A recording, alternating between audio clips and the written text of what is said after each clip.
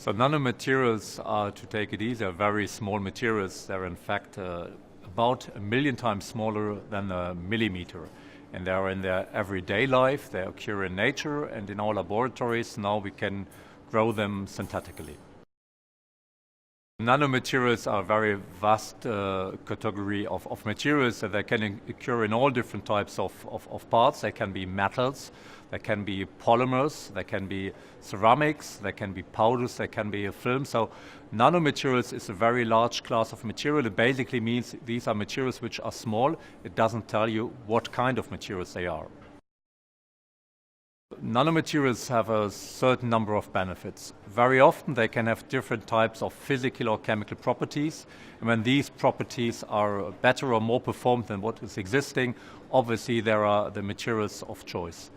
On the top of this, nanomaterials allow to use less materials, so when it comes to resource efficiency, etc., they also can help to a very large extent.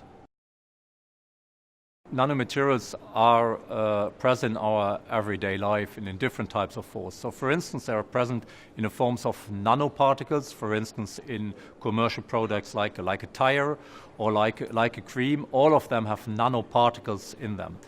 Now other applications of nanomaterials are in the field like smart windows, or also in smartphones, so where they functionalize something which is thought to be transparent and on which we take a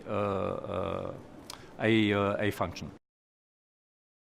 So in a smartphone you would usually use, for instance, smart coatings, and what they will give specific new properties. So as an example, you can take the screen of a smartphone where you are looking for something which is called a haptic response. A haptic response is that you touch the window or the glass and you get a vibration as a feedback. This is what we call a smart window because it responds in an intelligent way. It gives you feedback because you touch it.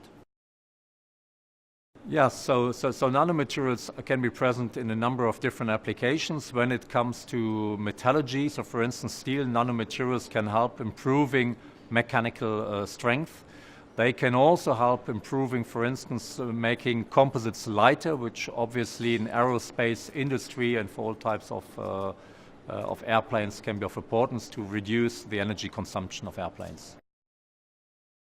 Nanomaterials play an important role because they can offer new performance, especially in the digital world. So when we speak about new types of sensors, new types of energy harvesting to get these sensors energy autonomous, nanomaterials can give new functionalities and new ways of reducing types of energy consumption. Generally speaking, nanomaterials are in a vast majority of different applications, but usually you do not see them. In the tire, for instance, what you just see is that they've got a good mechanical property, yet you can good brake, and that they live for a long time. That you don't see. But in the future, if you want to see nanomaterials, let's think of having a window in your house. And if the day you start having applications, functionalities of your window at house or in your window in the car, you know this is made out of nanotechnology. There are different advantages for nanomaterials when it comes to the environment. The first thing is that we try to develop nanomaterials which use less energy. So in terms of energy efficiency, they will play a very important role. Also because these materials are very small, they will use less natural resources, so the term here is raw materials reduction, and here nanomaterials can contribute to a very large extent. Transferring nanotechnology and nanomaterials to industry is not necessarily trivial. To start with, these are very small objects, and so they're very difficult to be controlled. Also, they have to be controlled very finely, so you cannot do a just large control of the different types of properties. So what comes with this is that we often need very expensive and large infrastructures and technology for using them, so that an industrial partner really needs to see the benefit out of this in terms of performances before doing all these important investments.